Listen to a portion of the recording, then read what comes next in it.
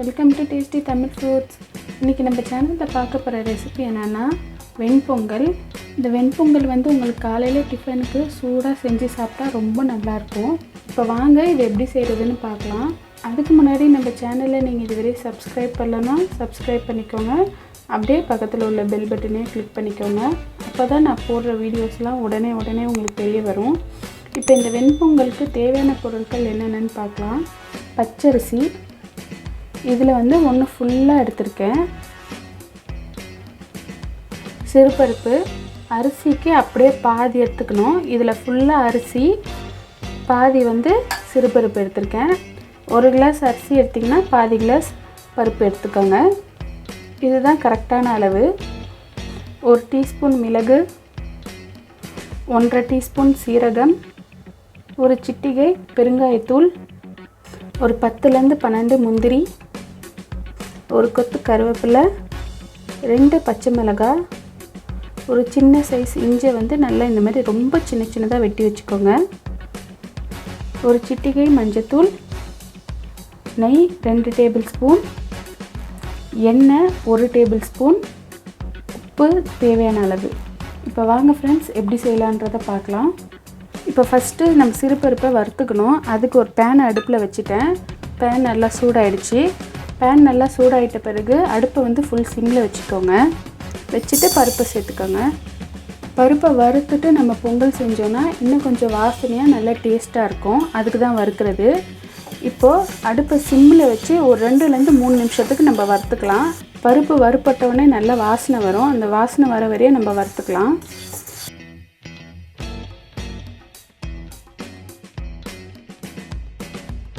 இப்போ பாருங்கள், ஒரு 2லேருந்து 3 நிமிஷத்துக்கு பருப்பை நல்லா வறுத்தாச்சு. நல்லா வாசனை வருது.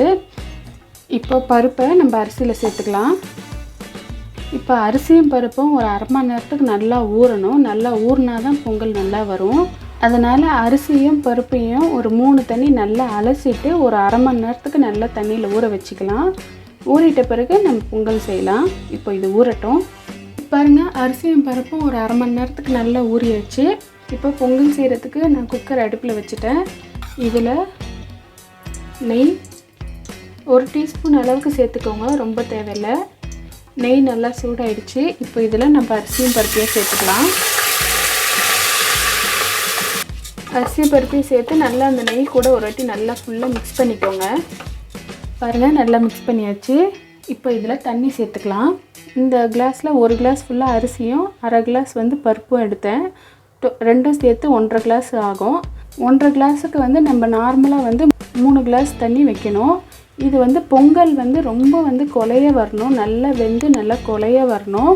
அதனால் 5 கிளாஸ் 2 கிளாஸ் எக்ஸ்ட்ரா வச்சுக்கலாம். 3 கிளாஸ் தண்ணிக்கு பதிலாக 5 கிளாஸ் தண்ணி வச்சுக்கலாம்.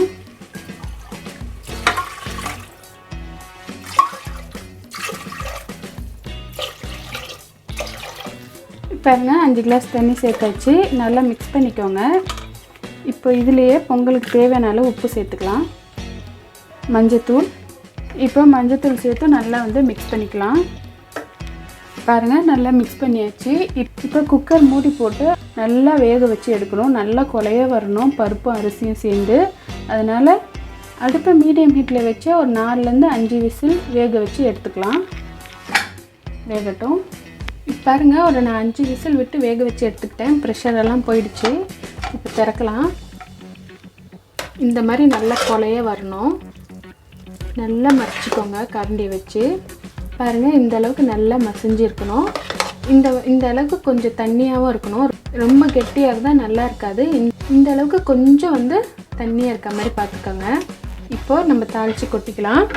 இப்போது தாளிக்கிறதுக்கு பேன் அடுப்பில் வச்சுட்டேன். பேன் நல்லா சூடாயிடுச்சு. இதில் எண்ணெய், நெய்.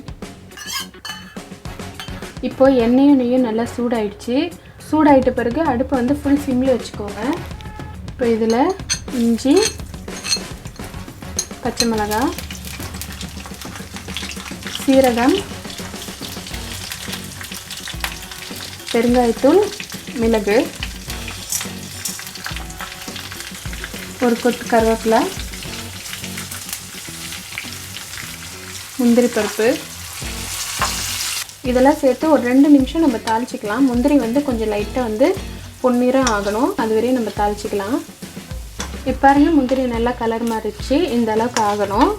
இப்போ இதை நம்ம பொங்கலில் சேர்த்துக்கலாம்.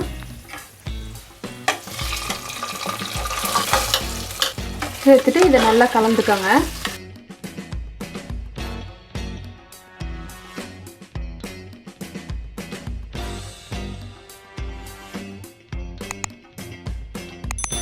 பாருங்கள் நல்லா மிக்ஸ் பண்ணியாச்சு. இப்போ அவ்வளோதான், வெண்பொங்கல் ரெடி ஆயிடுச்சு. அவ்வளோதான் ஃப்ரெண்ட்ஸ், இந்த வெண்பொங்கல் ரெசிபியை உங்கள் வீட்டில் ட்ரை பண்ணி பாருங்கள். சூடாக காலையில் டிஃபனுக்கு ரொம்ப நல்லாயிருக்கும். இந்த வெண்பொங்கல் கூட தேங்காய் சட்னி அப்படி இல்லைன்னா சிறுபருப்பு சாம்பார் ரெண்டுமே கூட வச்சு சாப்பிட்டா ரொம்ப நல்லாயிருக்கும். இந்த சிறுபருப்பு சாம்பார் எப்படி செய்கிறதுன்றது நம்ம சேனலில் நான் அப்லோட் பண்ணியிருக்கேன். அதோட லிங்க்கை நான் கீழே டிஸ்கிரிப்ஷன் பாக்ஸில் கொடுக்குறேன், பாருங்கள். இந்த வெண்பொங்கல் ரெசிபியை உங்கள் வீட்டில் ட்ரை பண்ணி பாருங்கள் ஃப்ரெண்ட்ஸ். இந்த ரெசிபி உங்களுக்கு பிடிச்சிருந்ததுன்னா நம்ம சேனலுக்கு கமெண்ட் பண்ணுங்கள், லைக் பண்ணுங்கள், மறக்காமல் உங்கள் ஃப்ரெண்ட்ஸ்க்கெலாம் ஷேர் பண்ணுங்கள். தேங்க்யூ ஃப்ரெண்ட்ஸ், பாய்.